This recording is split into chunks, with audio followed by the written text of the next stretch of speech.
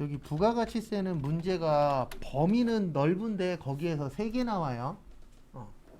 그래서 원가에게는 좋은 게 범위는 좁은데 5개 나옵니다. 그래서 원가에게에서 일단 최대한 많이 맞춰야 돼요.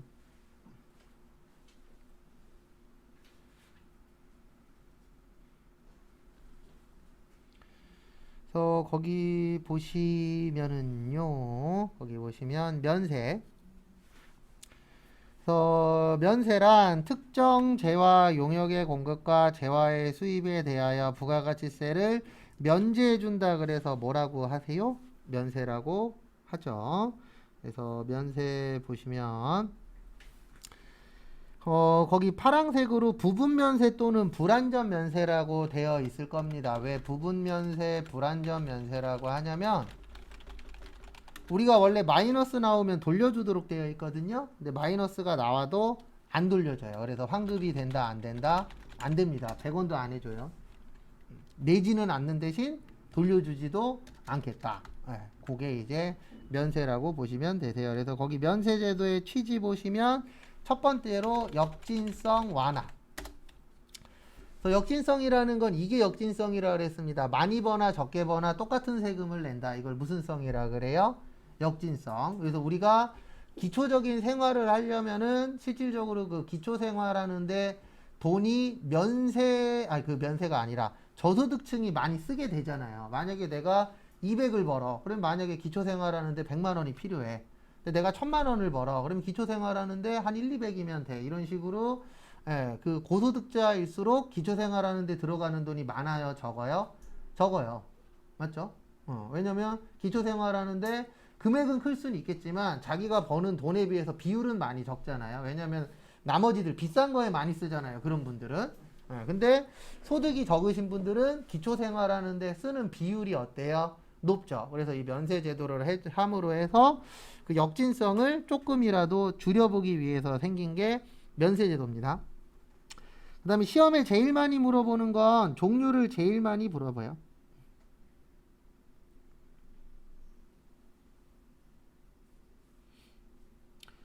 그래서 보시면은요, 첫 번째로 기초생활 뭐요? 필수품.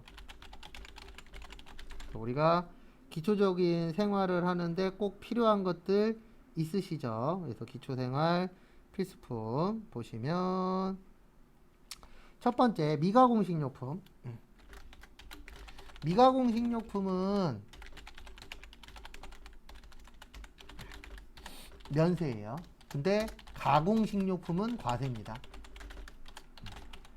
우리가 조리되어 있는 것들 있죠? 예, 그런 것들은 과세가 되는 거고, 뭐 야채, 생선, 과일 이런 것들은 뭐가 되는 거예요? 면세가 되는 거예요. 그 차이점 알고 계시고요. 그 다음에 2번 국내 생산 비식용. 비식용은 국내 것만 됩니다. 그래서 그 국내 생산 비식용 미가공 농축수임산물. 그래서 시험 문제로는 뭐 나왔다고요? 네, 국내산 애완용 돼지.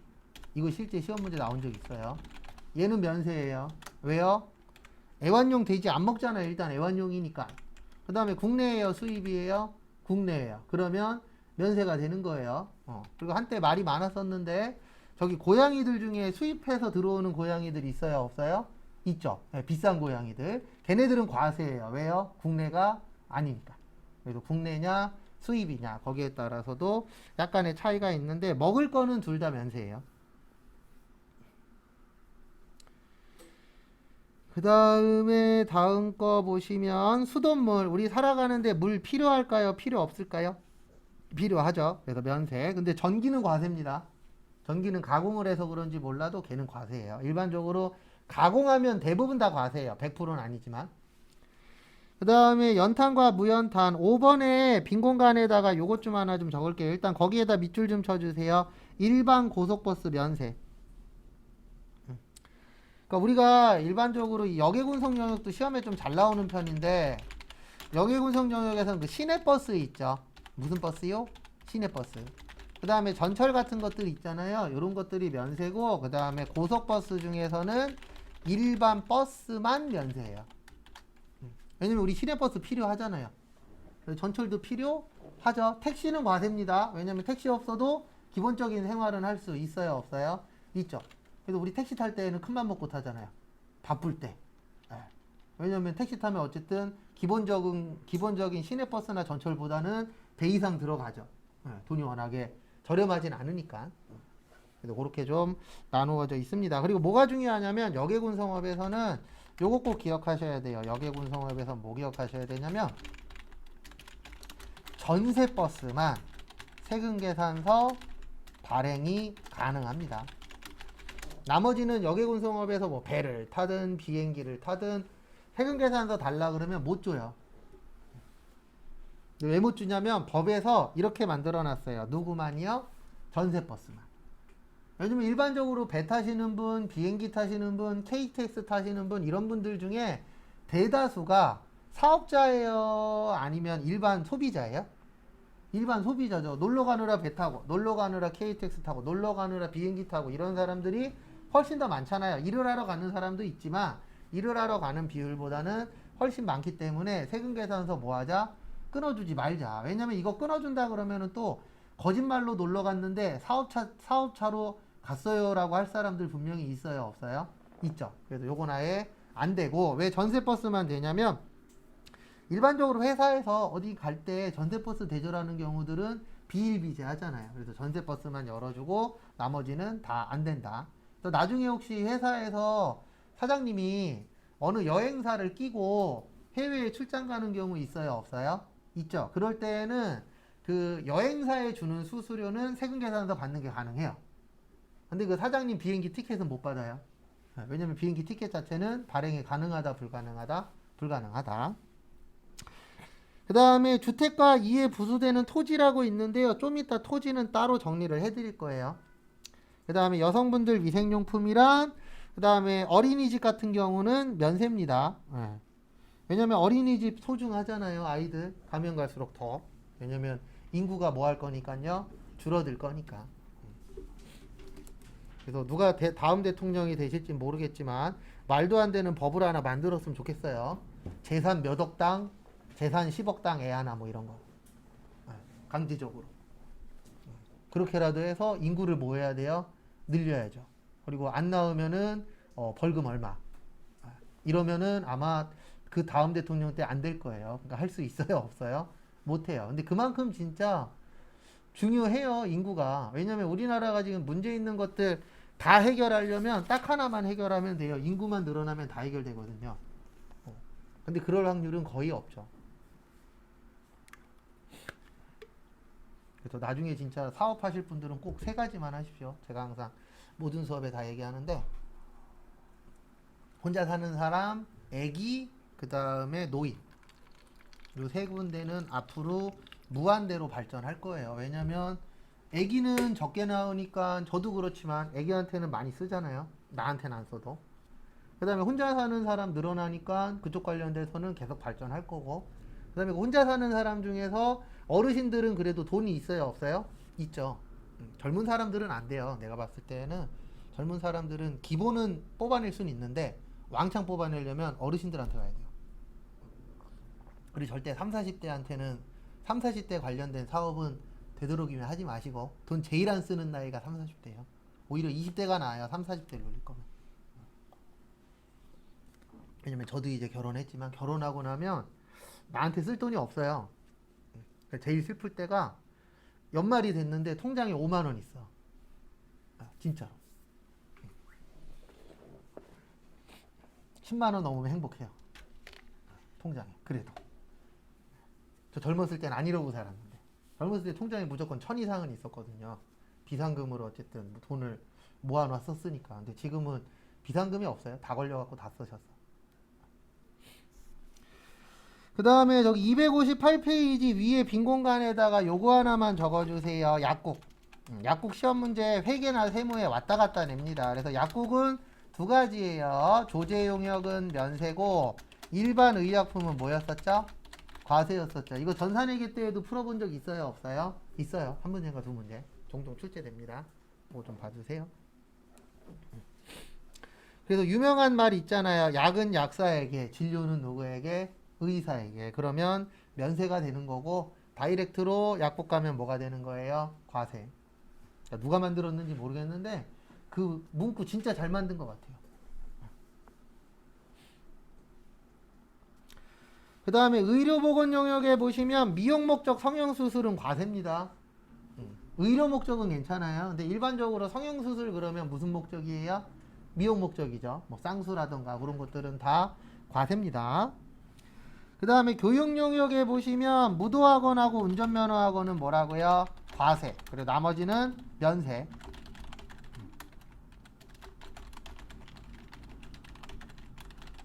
근데 제 개인적인 예상인데 경기가 좀 좋아지고 코로나가 잠잠해지고 하면은 아마 모든 학원이 다 과세가 될 수도 있어요. 왜냐면 국가에서 할 말 딱 하나 있잖아요. 사교육을 뭐 하겠다? 때려잡겠다. 공교육으로 다 할 수 있게끔 만들겠다라는 표 가지고 할 수도 있어요. 왜냐면 담배세 올릴 때도 저번에 설명드렸지만 딱 하나였잖아요. 국민의 뭐를 위해서? 건강을 위해서. 국민의 건강을 위해서였으면은 담배세를 그만큼 걷으시면 안 되죠. 더 걷어야죠. 한 갑에 한 10만 원, 20만 원 막 이렇게 만들면은 펴요, 못 펴요? 못 펴요. 너무 비싸니까. 근데 불가능한 얘기긴 합니다. 왜냐면 담배세 막 못 올리는 이유가 있어요. 왜냐면 담배에서 나오는 세금이 몇 천억인가 몇 조 돼요. 네. 근데 만약에 이거를 사람들 못 피게 해. 그러면 여기에서 세수가 줄잖아요. 그러면 딴 쪽에서 세수를 뭐 해야 돼요? 만들어야 돼요. 근데 현재 딴 쪽에서 세수 만들 게 없죠. 저도 이건 들은 얘기인데 그 술 좋아하시는 분들 요즘 소주 도수 낮은 것들도 있어요, 없어요? 있죠. 그거 왜 나왔어요? 소주 도수에 따라서 내는 세금이 달라요. 일정 도수 넘어가면은 세금을 더 내야 돼요. 그런 거 하나 있고, 그 다음에 또 하나는 뭐냐면 도수가 낮으니까 한 병 먹을 거 두 병 먹을 수 있겠죠. 그런 것들도 있는데 어쨌든 세금 문제도 있어요. 일정 도수 넘어가면은 더 많이 내야 된다라고 해요. 그래서 제 개인적인 예상은 이쪽을 만질 확률이 높아요, 앞으로. 왜냐면 사교육 때려잡겠다 이 한마디면 게임 끝이잖아요. 그럼 국가에서도 할 말이 있어요, 없어요? 있죠. 그때 담배세 올릴 때처럼 건강을 위해서 이런 식으로 이제 할 말이 있다 보니까 제가 봤을 때 앞으로 제일 먼저 만질 게 이쪽 동네지 않을까. 근데 지금은 아닙니다. 왜냐면 지금 코로나 때문에 교육이 완전히 엉망진창이 돼버렸잖아요. 근데 이제 앞으로 어느 정도 안정화되면은 저쪽도 만질 것 같아요. 그 다음에 보실 거는 저기 기타에 보시면 기타 말고 거기 동그라미 3번에 보시면 광고는 과세예요. 광고는 뭐라고요? 과세. 그 다음에 기타에서는 수집용 우표. 그래서 수집용 우표는 과세다. 그 정도만 보시면 되고요. 그 다음에 이 얘기를 먼저 해야 되겠구나. 259페이지. 지금까지 요건 시험 문제에 무려 2번 나왔습니다.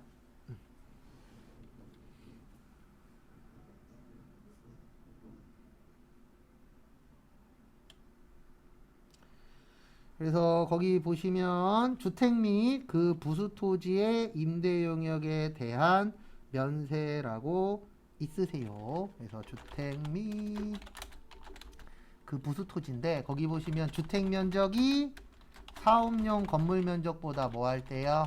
클 때. 요거는 전부를 주택. 그 다음에 주택 면적이 사업용 건물 면적보다 같거나 작을 때는 이때는 주택만 주택.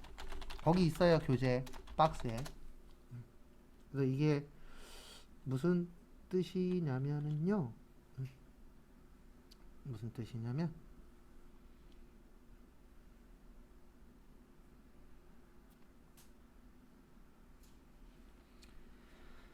거기 보시면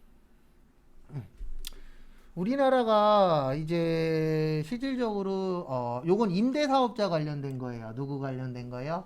임대사업 하시는 분들이 건물 지어서 임대하는 경우들이 있어요, 없어요? 있죠. 그러면 우리나라가 집값이 올라가는 이유가 여러 가지 있겠지만 이런 수도권 쪽에 특히 이제 필요한 지역에 그 지역에 어쨌든 부족하다라고 생각을 하는 거잖아요. 주택이나 아파트 이런 부분들이. 그래서 집값이 올라가는 거죠. 그러면 집값을 내릴 수 있는 방법은 제일 좋은 건 이거예요. 집을 어떻게 하는 거예요? 많이 짓는 거예요. 그래서 국가에서 유도하는 거예요. 너 집 지을 때 상가하고 집하고 일명 우리가 주상복합이라고 표현하잖아요. 그래서 상가하고 집하고 같이 지을 거면 집을 더 지어. 그러면 혜택 줄게. 왜냐면 이렇게 할 수밖에 없는 게 국가가 모든 집을 다 지을 수는 없잖아요. 그래서 그 혜택 중에 하나가 뭐냐면 원래 건물은 과세거든요. 근데 주택으로 봐서 뭘로 해주겠다? 면세 혜택을 주겠다. 그 뜻이에요. 근데 말 안 들으면 집만 뭘로 하겠다? 면세로. 그러면은 실질적으로 이 사업, 그냥 임대하시는 분들 입장에서는 건물도 중요하지만 집으로 하게 되면은 요게 10%덜 받아도 되잖아요. 그러면 만약에 앞집은 110만 원인데 우리 집은 임대료가 100이야. 그러면 우리 집이 훨씬 더 어떻죠? 잘 나가겠죠. 그래서 그런 혜택을 국가에서 주면서 유도하는 거예요. 뭐를 더 많이 지으라고? 집을. 근데 지금 집 진짜 많이 짓고 있기는 해요. 그래서 전 지금 왔다 갔다 하면서 저희 동네에도 이제 저희 집에서 조금 더 가면 계양신도시거든요. 거기 왔다 갔다 하면서 무슨 생각이 드냐면 이한 생각밖에 안 들어요. 집값 오르고 떨어지고 그 생각이 아니고 집값이 오를 수도 있고 떨어질 수도 있으니까 그건 뭐 뒤로 하고 앞으로 구도심하고 신도심으로 완전히 갈리겠다. 왜냐면 새 집 지으면 가잖아요. 근데 대부분 거기로 들어가는 사람들이 구도심지에 살던 사람들이잖아요. 그럼 이 사람들이 가고 나면 다른 사람들이 일로 들어와야 되는데 이것도 한계가 있잖아요. 그럼 어느 순간에 구도심지는 황폐해질 수도, 외국처럼 황폐해질 수도 있어요, 없어요? 있죠. 그럼 이제 낙후된 도시가 생기는 거고 발전된 도시가 생기는 거고 우리나라도 이제 앞으로 그렇게 변할 확률이 높을 것 같아요. 왜냐면 돈 있는 사람은 신도시로 빠질 거고 돈 없으면 구도심에 살 수밖에 없죠. 왜냐면 구도심지가 신도시보다는 가격이 뭐하니까요? 저렴하니까. 근데 그건 어쩔 수 없는 건데 앞으로 그렇게 될 것 같아요, 분위기가. 왜냐면 저희 동네만 해도 거기에도 지금 몇천 세대 짓고 있으니까. 그리고 짓고 있는 거 다 합치면 몇만 세대예요. 그러면 10,000명 정도가 그쪽으로 들어가면 일부는 어쨌든 이걸 채울 수는 없잖아요. 다. 인구가 없으니까 앞으로 뒤로 가면. 그러면 이제 가격 차이도 심해지겠죠. 이쪽은 비싼 동네, 조금 나가면은 싼 동네 이렇게 또 나눠지겠죠. 근데 그거는 외국도 다 그렇다고 하더라고요. 그 다음에 260페이지 여기는 좀 외우셔야 돼요. 회계 때는 안 했어요. 그래서 여기도 집 관련된 건데 우리가 이제 사고 파는 걸 매매라고 합니다. 그 다음에 빌려주는 걸 뭐라 그러죠? 임대라고 해요. 그래서 토지가 있고 건물이 있어요. 요 건물은 상가라고 생각을 하십시오. 간단하게. 그 다음에 국민주택 규모 초과가 있고 그 다음에 국민주택 규모 이하가 있어요. 국민주택 규모는 평수로 얘기하면 24평형이고요. 제곱미터로 얘기하면 한 80제곱미터 정도? 그거를 무슨 주택이라 그래요? 국민주택이라고 표현을 합니다. 그래서 참고로 토지의 매매는 면세예요. 임대는 과세예요. 요거는 외우셔야 돼요. 이건 이해가 안 돼요. 저도 이거 이해 안 돼요, 솔직히. 근데 이렇게 보시면은 이렇게 볼 수밖에 없어요. 토지는 사람이 만들었어요? 만들어져 있었어요? 만들어져 있었죠. 그래서 사고 파는 거에 대해서는 면세로. 빌려주는 거는 뭐요? 과세. 건물 싸요? 비싸요? 비싸죠. 비싸니까 사고 파는 것도 뭐요? 과세. 빌려주는 것도 과세. 그래서 여러분들이 나중에 식당을 하시잖아요. 그러면 식당 하면은 내가 빌리잖아요. 그리고 거기에 대해서 세금 계산서 받을 수 있어요. 왜냐면 무슨 사업자이기 때문에 과세 사업자. 그 다음에 국민주택 규모 넘으면 큰 평수라고 보시면 돼요. 네. 우리가 일반적으로 30평 넘는 것들을 국민주택 규모 넘는 거라고 보시면 되거든요. 그러면 크니까 가격이 비싸요? 싸요? 비싸요. 그러니까 뭐 내셔야 돼요? 세금 내야 돼요. 그 다음에 임대 그러면 월세나 전세 얘기하는 겁니다. 그리고 우리가 일반적으로 의식주가 중요하잖아요. 근데 왜 전세나 월세 살아요? 뭐가 부족해서? 돈이 부족해서. 그래서 뭐요? 전세. 맞잖아요. 돈 많으면 월세 전세로 살 거예요? 집 살 거예요? 집 사겠죠. 근데 돈이 부족하니까 월세 전세로 사는 거죠. 그 다음에 국민주택보다 작으면 돈이 부족하다는 뜻이에요. 왜냐면 요즘 사람들 원하는 게 3을 원하지 2보다는 3이 더 좋잖아요. 평수로 얘기하자면. 그러면은 국민주택 규모 넘는 거, 국민주택 규모보다 작은 걸 산다는 얘기는 돈이 내가 많다, 적다? 적다. 그래서 사는 것도 면세, 빌리는 것도 뭐예요? 면세. 이렇게 법에서는 되어 있습니다. 거기 박스로 되어 있는 거 풀어서 그냥 한번 설명드린 거예요. 거기 밑에 박스 있죠? 260페이지. 이걸 그냥 한번 간단하게 풀어서 정리한 건데 이렇게 생각하시면 돼요. 얘는 외우고 나머지는 비싸냐 싸냐 돈이 있냐 없냐로 하면 어느 정도 이해가 되실 거예요. 그래서 큰 평수를 산다는 얘기는 돈이 있으니까 과세고 작은 평수 산다는 얘기는 돈이 부족하니까 뭐예요?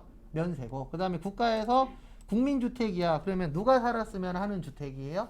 국민이. 그러면 국가에서 국민이 살았으면 하기로 하니까 혜택 줘야 되잖아요. 저거랑 똑같은 거예요. 차 살 때 국가에서는 무슨 차 사라 그러죠? 경차 사라 그러죠. 그러니까 경차 사면 혜택 줘요? 안 줘요? 주잖아요. 근데 경차 아닌 거에는 혜택 안 주잖아요. 왜요? 국가 말 안 들었으니까. 그래도 이것도 똑같아요. 저한테 좋은 방법 하나 있는데 이거 회계 때도 얘기했겠지만 모든 국회의원들이 경차 타고 다니면 경차 잘 팔립니다. 100% 장담하는데. 왜냐면 저도 그렇고 여러분들도 그렇고 이런 생각 하잖아요. 국회의원 그러면 돈 있는 사람. 근데 돈 있는 사람들이 다 경차 타고 다녀. 그러면 왠지 저 경차 안전하지 않을까? 이런 생각을 할 수 있어요? 없어요? 있죠. 근데 제 장담하는데 국회의원한테 가갖고 경차 타실래요? 그러면 이렇게 얘기할 겁니다. 나를 어떻게 보고 경차 타라고 하냐고. 그러니까 욕먹는 거예요. 그래서 저는 그쪽은 아니지만 예전에 한번 그 천주교 쪽에서 되게 높으신 분 오셨었잖아요. 외국에서. 그때 되게 여러 가지 얘기들이 많았었는데 그때 참 대단하다라고 느꼈었던 게 그 천주교에서 오신 분이 소울 타고 다녔어요. 약간 개조하긴 했지만 방탄도 하고 개조하긴 했지만 못 타고 다녔어요. 소울 타고 다녔어요. 그래서 사람들이 와 대단하다. 왜요? 소울을 타고 다니네. 대부분 그 정도면은 에쿠스나 아니면 그 이상 뭐 외제차나 이런 거 끌고 다니잖아요. 그때 더 막 많은 사람들이 우러러 봤죠. 아마 국회의원한테 가고 소울 타고 다니세요 그러면은 나를 어떻게 보고 이렇게 나올 텐데. 그래서 안 되는 거예요 우리나라는. 그래서 진짜 이러다가 저 3번 3 아니다. 저기 허경영 외치고 다닐 것 같아요. 찍을 사람이 없어. 근데 몰라요. 저는 이재명 찍을 수도 있어요. 근데 윤석열 씨는 아닌 것 같고 홍준표 씨 나오면 조금 고민할 것 같아요. 근데 지금 이재명이 하든 홍준표가 하든 윤석열이 하든 제가 봤을 때 큰 차이는 없을 겁니다. 어차피 지금 이 상태에서 누가 하든 어때요? 엉망인 건 똑같아요. 잘 찍으시고 그리고 꼭 투표는 하십시오. 누굴 찍는 건 본인이 선택하는 건데 투표해서 투표율을 빨리 올려야 돼요. 20, 30대 투표율이 90% 나오면은 여러분들을 위한 게 많이 생겨요. 근데 20, 30표 투표율이 맨날 똑같이 5, 60% 나오잖아요. 그러면 국회의원은 관심 없어요. 왜냐면 어차피 여러분들을 위한 거 안 해줘도 나 살아가는 데는 지장 없으니까. 그래서 지장을 줘야 됩니다. 그분들한테 꼭. 그럼 이런 얘기 하시는 분이 있어요. 저 누구 찍어야 될지 모르겠어요. 그러면 허공에다가 찍고 오세요. 부여표라도 되면 되죠. 뭐. 그래도 내가 참여했다라는 건 인정은 되니까. 진짜 찍을 사람 없으면 가운데다 찍으세요. 그러면 무효표 되잖아요. 근데 무효표 돼도 뭐는 돼요? 20, 30대 투표율은 올라가잖아요. 그래서 허공에다 찍지 마시고. 그 다음에 거기 260페이지 보시면 아까 잠깐 설명드렸는데 국민주택은 무조건 면세예요. 왜냐면 국민주택은 국민들이 뭐 해야 되니까요? 살아야 되니까. 근데 요즘에 국민주택 규모보다 대부분 커요? 작아요? 커요. 큰 걸 더 많이 팝니다. 왜냐면 국민주택 규모보다 큰 게 더 잘 팔리니까. 왜냐면 요즘 사람들이 30몇 평형 그러면 커 보인다라고 얘기하는데 20몇 평형 그럼 뭐라 그래요? 작아 보여. 그거랑 똑같은 거예요. 남자 키 175 넘는데 크다 그러는데 175 안 된대. 그러면 뭐라 그래요? 작다 그래요. 맞죠? 그 기준점이라고 보시면 돼요. 국민주택이. 이런 얘기하면은 저기 유튜브에 안 올라갈 수도 있는데. 참고로 재작년인가 유튜브에 수업 시간에 얘기한 거 올렸는데 막힌 적 있어요. 한번.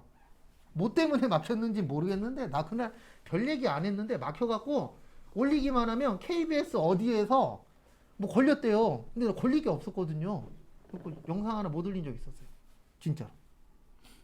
그 다음에 영유아용 기저귀와 분유도 면세입니다. 왜냐면 애기들 관련돼서는 혜택을 줘야 되잖아요. 그 다음에 4번에 재화의 수입인데 거기 보시면은 커피두랑 코코아두는 과세고요. 그 다음에 애완용, 애완견, 관상용 어류 이런 것들도 다 수입하면 뭐예요? 과세예요. 왜냐면 아까 안 먹는 거는 국산만 면세라 그랬잖아요. 그래서 수입하는 것들은 대부분 과세라고 보시면 됩니다. 그 다음에 261페이지 면세 포기. 요것도 종종 나와요. 그래서 면세가 더 좋은 건가요? 영세가 더 좋은 건가요? 영세가 더 좋죠. 그러면 면세하는 사람이 수출할 수도 있어요, 없어요? 있어요. 그럴 경우에는 면세를 포기할 수도 있는데 면세 포기해서 아셔야 되는 건 두 가지예요. 하나는 포기하는 날짜는 언제 할 수 있다고요? 하고 싶을 때. 아무 때나 가능합니다. 그 다음에 또 하나는 포기하시면 3년 동안은 원상복귀 안 돼요. 그러니까 권리도 주는데 의무도 주는 겁니다. 권리만 있으면 안 되잖아요. 그래서 그 의무 중에 하나가 뭐냐면 저 그만둘래요. 그러면 3년 동안 못 들어와. 이런 식으로 이제 막아놓는 거예요. 그래서 몇 년 동안은 원상복귀 안 된다? 3년. 그것만 보시면 돼요. 그 다음에 262페이지 빈 공간에다 요거 하나만 적어주세요. 제가 앞으로 습관적으로 쓸 건데 과세 표준만 나오면 제가 이렇게 쓸 거예요. 매출 공급가액. 그 다음에 공급가액의 뜻은 부가세 뭐요? 별도. 이거는 거기 교재 제일 밑에 있어요. 262페이지 제일 밑에. 그 다음에 공급대가는 부가세 포함. 그 다음에 납부세액은 매출세액 마이너스 매입세액. 그 다음에 매출세액 개정 과목은 부가세, 예수금, 부채고요. 그 다음에 매입세액 개정 과목은 부가세, 대급금, 자산. 이렇게 나누어져 있습니다. 참고해 주세요.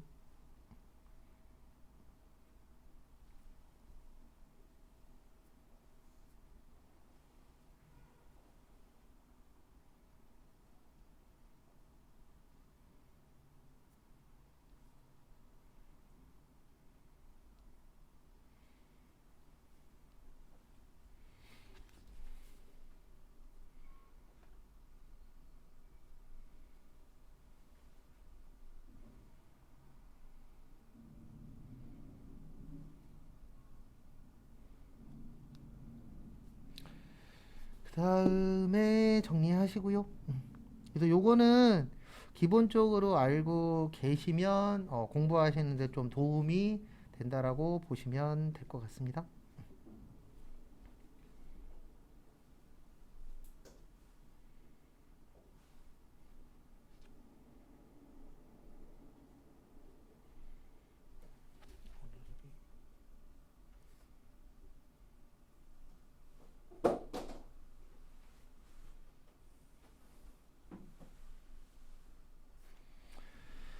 그 다음에 같이 보시면은요.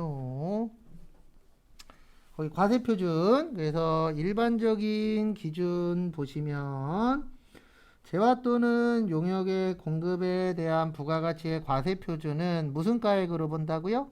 공급가액으로 봅니다. 뭘로 봐요? 공급가액.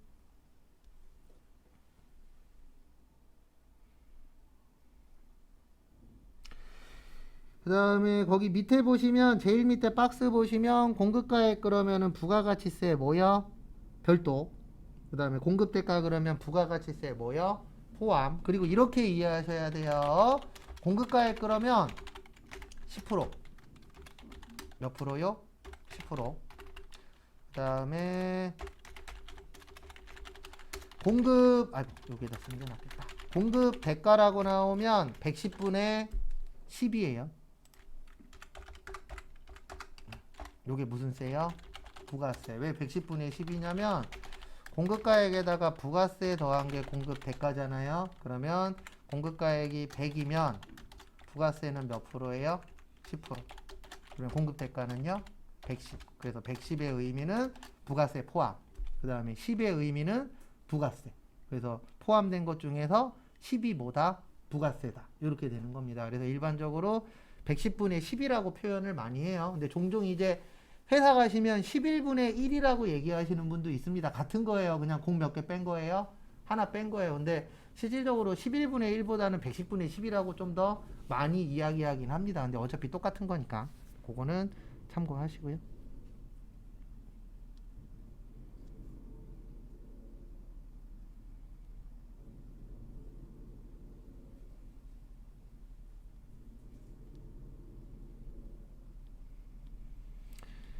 다음에 263페이지 거기 제일 아래 거 보시면 환가라고 있을 거예요. 공급시기 도래전에 원화로 뭐 한 경우요?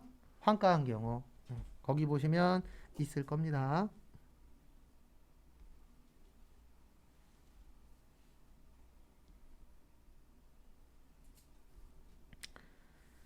그래서 보시면은요. 아까 제가 수출은 무슨 일 기준이라 그랬죠? 선적일 기준. 근데 선적일보다 뭐가 빠르면은요. 환가일이 빠르면 무슨 기준으로 바뀐다고요? 환가일 기준. 거기에 있는 게 요거 얘기하는 겁니다. 환가를 다른 말로 뭐라 그런다고요? 환전. 네, 돈 바꾸는 날이라고 보시면 되세요. 이거 참고하시고. 그 다음에 거기 보시면은요. 264페이지 과세표준에 포함되지 않는 것 외우셔야 돼요. 포함 안 된다는 얘기는 뭐 안 낸다? 세금 안 낸다 라고 이해를 하셔야 됩니다. 그래서 264페이지에 과세표준에 포함하지 않는 것. 그래서 거기 보시면은요. 요거는 6가지로만 외울 거예요. 그래서 매출 환입 및 애누리, 그 다음에 매출 할인. 그래서 이건 무슨 뜻이냐면 우리 환입이 반품이잖아요. 애누리는 깎아주는 거예요. 할인도 깎아주는 겁니다. 그러면 반품하거나 깎아준 건 돈 받을 수 있어요? 없어요? 없죠. 그러면 뭐 내면 안 되죠? 세금 내면 안 돼요. 왜냐면 간접세니까. 간접세는 내 돈으로 내는 거예요? 남의 돈으로 내는 거예요? 남의 돈으로 내는 거예요. 그래서 안 된다라고 봐주시면 되고요. 그 다음에 지급 지연으로 인한 연체이자. 그래서 이거는 무슨 뜻이냐면은요. 우리가 원래 오늘 받기로 했어요.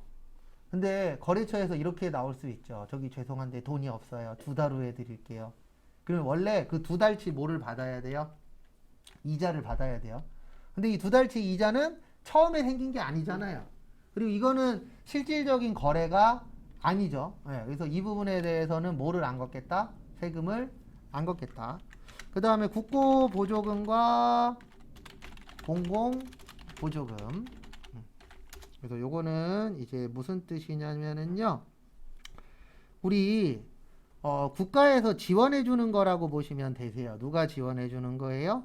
국가에서. 그럼 국가에서 지원을 해줄 때 지원하는 목적이 잘 이루어져야 될까요? 안 이루어져야 될까요? 잘 이루어져야 되겠죠. 그게 잘 이루어지려면 세금을 거두면 안 돼요. 그래서 여러분들 중에서 뭐 실업급여를 받으실 수 있고 나중에 뭐 여러 가지 국가에서 수당 같은 거 나오는 경우들이 있어요? 없어요? 있죠. 그런 것들은 대부분 비과세예요. 왜냐면 국가에서 지원하는 거기 때문에 그거에 대해서 세금을 거두면 지원하는 목적이 높아져요? 낮아져요? 낮아져요. 그래서 우리 재난지원금 나올 때에도 다 줬잖아요. 그거 주면서 세금 뗐어요? 안 뗐죠. 왜냐면 이게 지원을 해주는데 만약에 그 세금 떼고 주게 되면은 그 혜택이 늘어나요? 줄어들어요? 줄어들겠죠. 그래서 이런 부분에 대해서는 세금을 안 뜹니다. 그 다음에 우리나라는 인도 기준이에요. 그래서 도달되기 전에 파손, 훼손 또는 멸실된 경우. 그러니까 우리 이러면 안 되는데 물건이 오다가 잘못되는 경우 있을까요? 없을까요? 있겠죠. 네. 그런 경우에는 어떻게 되는 거예요? 물건을 판 게 아니잖아요. 그러면 다시 보내줘야 되기 때문에 이 부분에 대해서 뭐 내면 안 된다? 세금 내면 안 된다라고 되어 있는 겁니다. 그 다음에 또 다음 거 보시면은요. 다음 거 보시면 용기회수 보증금. 요거는 저거 생각하시면 돼요. 소주병, 맥주병. 우리 요즘에는 길거리에서 소주병, 맥주병 보기가 어떻죠? 어렵죠. 왜냐면 비싸니까. 그래서 내가 만약에 슈퍼를 하는데 마트를 하는데 소주를 2,000원에 팔았어. 근데 만약에 보증금이 100원이야. 그러면 내가 2,000원을 다 받는 게 아니죠. 얼마만 갖는 거예요? 1,900원만 갖는 거예요. 왜냐면 나중에 100원은 뭐 해줘야 되니까? 돌려줘야 되니까. 그러면 이거는 내 수익이 아니잖아요. 그러면 세금 내면 안 되겠죠. 그 다음에 종업원, 봉사료. 그래서 이거는 뭐냐면은요, 말 그대로 누가 내는 세금이에요? 종업원이 내는 거예요. 근데 종업원이 내기 때문에 이거는 부가세가 아니고 무슨 세를 내는 거예요? 소득세 내는 거예요. 일반적인 일은 아닙니다. 종업원 봉사료는 뭐 춤추시는 분이라던가 밤에 그런 분들이 이제 팁 같은 거 받는 경우 있어요, 없어요? 있죠. 그러면 그 팁에 대해서도 원래 뭐를 내셔야 돼요? 세금을 내셔야 돼요, 따로. 그거 얘기하는 겁니다. 그 다음에 됐고, 그 다음에 거기 밑에 보시면 3번에 보시면 과세표준에서 공제하지 않는 것 있어요. 외우진 않을 건데 간단하게만 볼게요.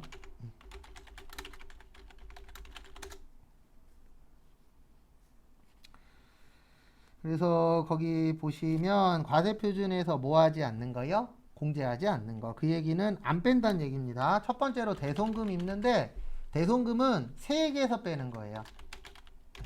세액에서 공제합니다. 과세표준에서 빼는 게 아니고 세금에서 빼요. 이거는 저기 실기 하면은 무슨 말인지 이해가 되실 겁니다. 실기 때 많이 나와요. 참고하시고.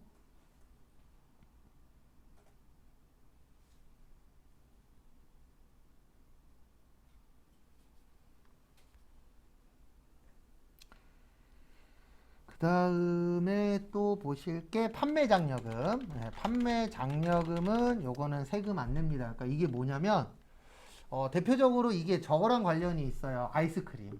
우리 아이스크림 싸게 먹을 수 있죠. 요즘에 뭐 무인 아이스크림도 있고 간혹 가다 보면 여름에 보면 어떤 마트 가면 막 80%에 팔고 막 그러잖아요. 그게 가능한 이유 중에 하나가 이 대리점 있죠. 아이스크림 파는 대리점에 일정 이상 판매를 하면 판매 장려금이라는 게 나와요. 네, 그 제과 회사에서. 근데 그게 싸게 넘기는 것보다 그 판매 장려금이 훨씬 더 많대요. 네, 그래서 그 제가 판매하는 대리점에서 싸게 넘기는 거예요. 그러면 이제 그거 가지고 호객행위해서 아이스크림 팔고 딴 것도 더 팔 수 있잖아요. 그런 이제 구조가 된 건데 우리한테 중요한 건 뭐냐면 판매 장려금은 세금 안 내요. 부가세. 근데 물건으로 받는 건 세금을 내야 돼요. 돈으로 받는 건 세금 안 내는데 물건으로 받는 건 세금을 내야 돼요. 왜냐면 이 물건을 받아서 내가 뭐 할 거죠? 나중에 팔 수 있어요? 없어요? 있죠. 그래서 물건으로 받는 건 세금을 내는 거고 돈으로 받는 건 괜찮습니다. 그래도 요게 시험 문제 가끔씩 나와요. 판매 장려금은 괜찮은데 판매 장려 물품은 안 돼요. 물건으로 받는 건. 그거 좀 봐두시고요. 그 다음에 또 보실 게 하자보증금. 하자보증금은 지금 쓰는 게 아니고 나중에 잘못됐을 때 쓰는 거잖아요. 그러니까 세금 내면 돼요? 안 돼요? 안 됩니다. 이건 잘못됐을 경우에 그때 이제 활용을 하는 거세요. 그 다음에 그 밑에 보시면 재화의 수입에 대한 과세표준이라고 있는데요. 지금까지 이거 딱 한 번 시험 문제에 출제된 적이 있습니다. 거기 밑에 보시면 관세, 과세가격의 관세, 그 다음에 개별 소비세, 교통세, 주세, 교육세, 그 다음에 무슨 세요? 농특세. 요런 세금들을 납부하도록 되어 있으세요. 근데 시험 문제 답은 뭘로 나왔었냐면은요. 이걸로 나왔어요. 취득세. 그러니까 거기 있는 거는 세금을 내는 겁니다. 근데 취득세는 수입할 때 내는 걸까요? 수입 이후에 내는 걸까요? 예, 이후에 내는 거죠. 그래서 요 당시에 정답은 뭐였었냐면 취득세였어요. 그래서 그거 참고하시고요.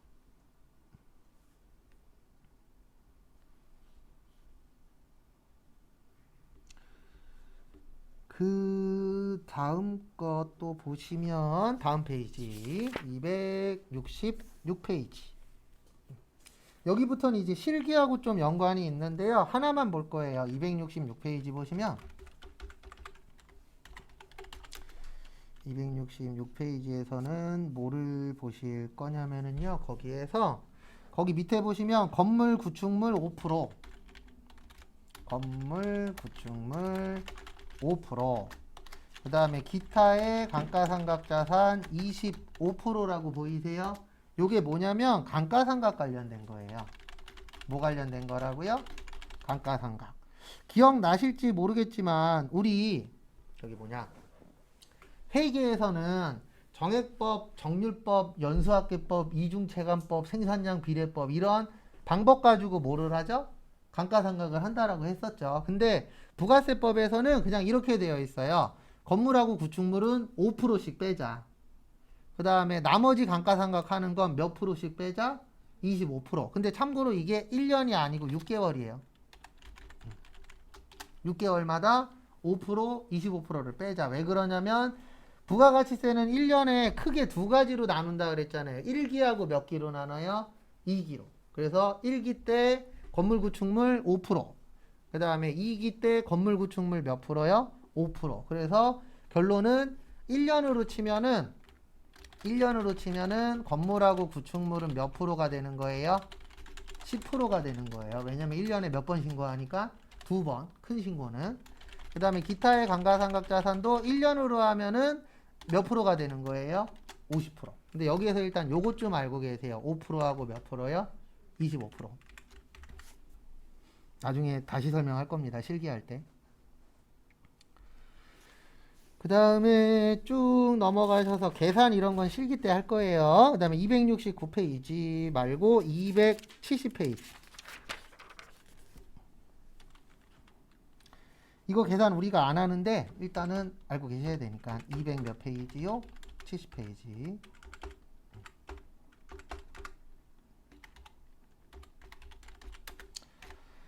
그래서 270페이지 보시면은요. 거기에 보시면 제일 밑에 간주 임대료 있습니다.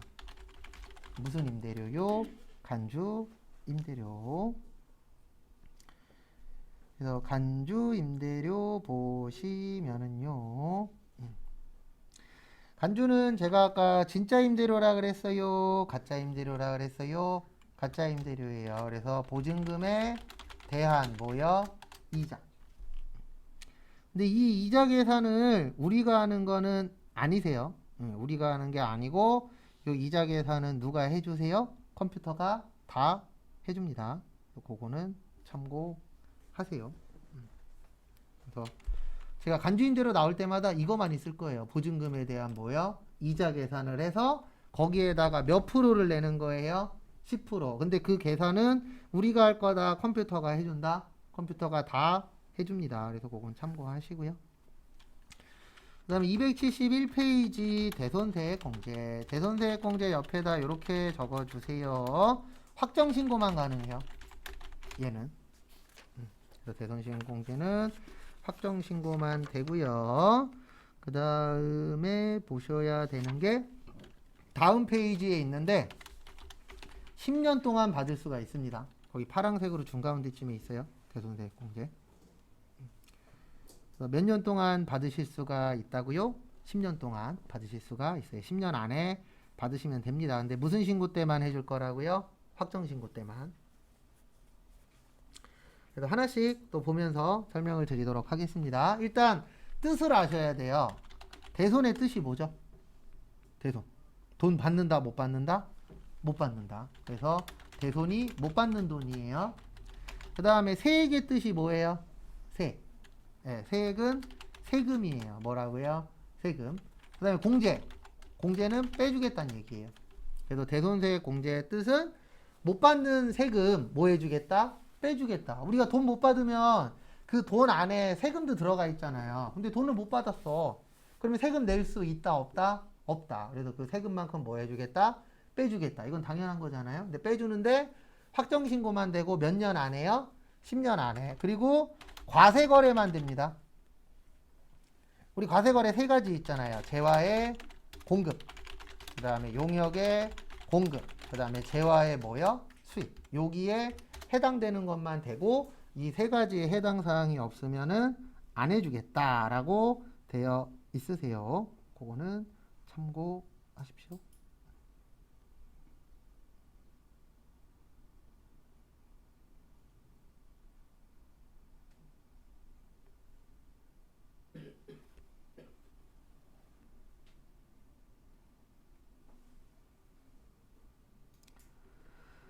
그 다음에 또 다음 거 보시면 보시면은요. 그래서 거기 밑에 보시면 271페이지 대손세 공제 사유. 그래서 첫 번째 보시면 파산했을 때, 두 번째 강제집행 당했을 때, 그 다음에 세 번째 사망하고 뭐 했을 때요? 실종했을 때. 그 다음에 뒷페이지 보시면 우리한테 중요한 거는 6번, 7번이에요. 몇 번하고 몇 번이 중요하다고요? 6번하고 7번이 중요합니다.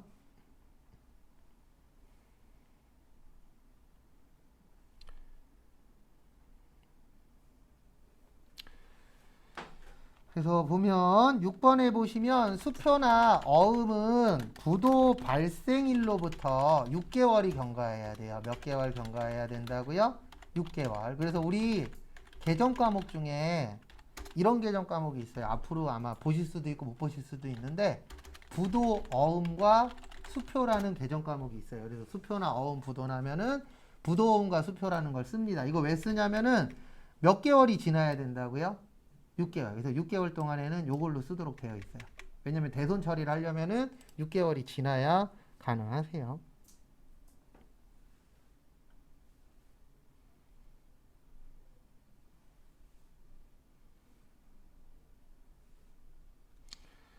참고하시고.